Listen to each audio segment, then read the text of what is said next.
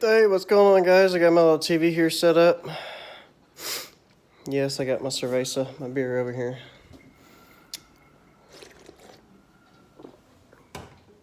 And as you can see, I got the razor done. I got the winch installed.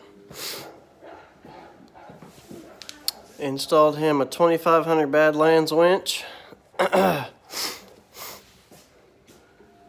little detailing on it, get it to look good. I don't know if y'all remember the videos I posted before about this thing, but this thing looks pretty darn good now. Went and cleaned the clutch for him, run it around. That's what the little dirt is. Detailed the seats. There was dirt on the seats.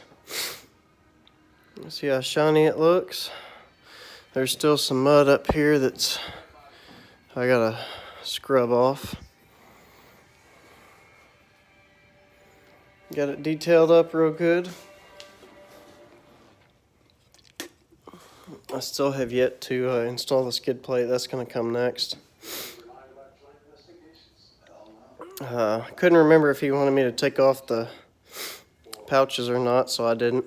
There's only one thing on this thing that I didn't get approval to do, and it bugs the piss out of me. And that's the steering wheel. But I cleaned them up. So the winch is controlled right here. It's an in and out switch. It works with the switch, or it works with the remote. I got it run up underneath. Got it installed. I should have done a video on how I did that. There's a lot of videos online on how to do it, but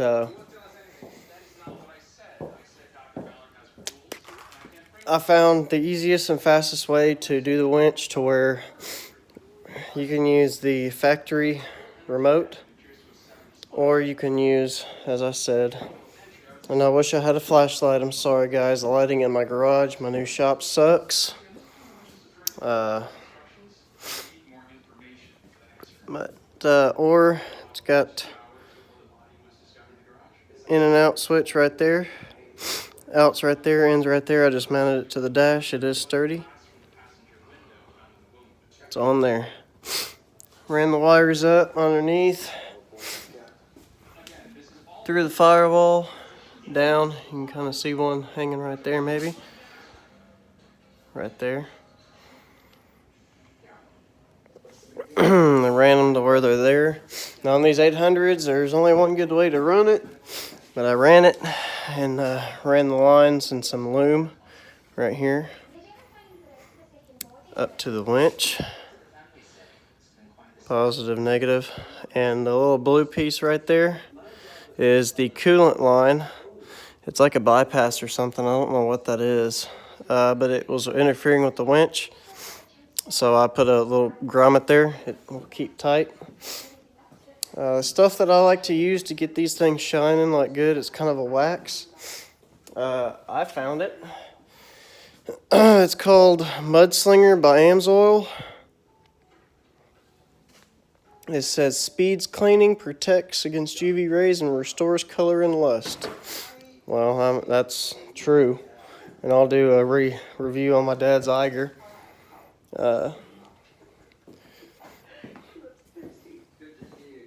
But it is, as you can see, nice and shiny. Looks pretty much damn brand new. Older gentleman has it. And he wanted me to do an oil change, do a shakedown on it. At the last minute, I found that he might possibly have a couple bad axles. But he just uses it around the house, so if he breaks it, he breaks it. I'll fix it then. I don't want to charge him the $200 for the front two axles, and then, he's already in at $150. I've only worked on it for about probably an hour. So I washed it for a lot longer than that, but I had to wash my dad's four-wheeler, my four-wheeler, and this one. So I was like, screw it, I already got to get it out. I'm not going to charge him for it. I did him a solid on there. I only charged him $40 labor. And mainly that was because I had to do a lot of research on it, and I had to do a lot of driving around. I had to do driving the nearest Polaris place to get the oil. It was like 20 minutes away, and I had to drive there 3 times. Once to order it, then to pick up my the winch bracket, and then I also had to pick up the roller here, because the Badlands winch doesn't come with a big enough roller to fit these bolts right here and right here. It only has a big enough roller, a fairlead assembly, to fit just the stock bracket. While I was there, I also picked up the switch, the in and out toggle switch. It comes for a 4-wheeler, but I use them on everything.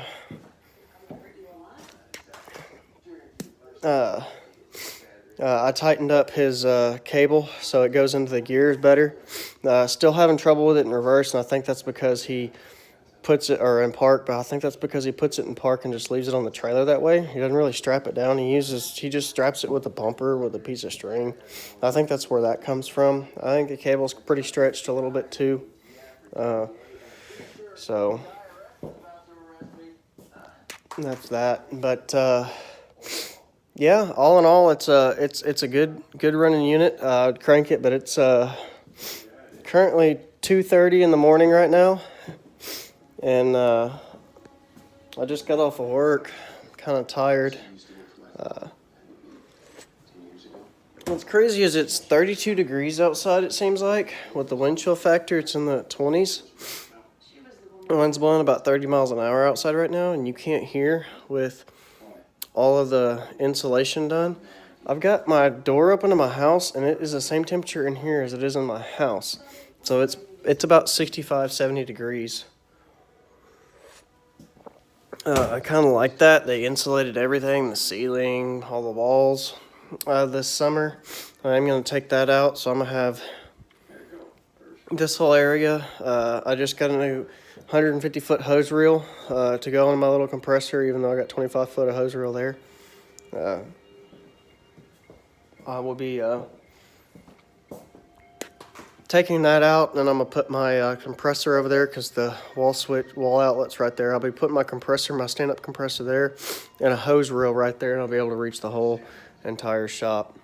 But that is about it, guys. Thank y'all for watching. I hope y'all enjoyed this.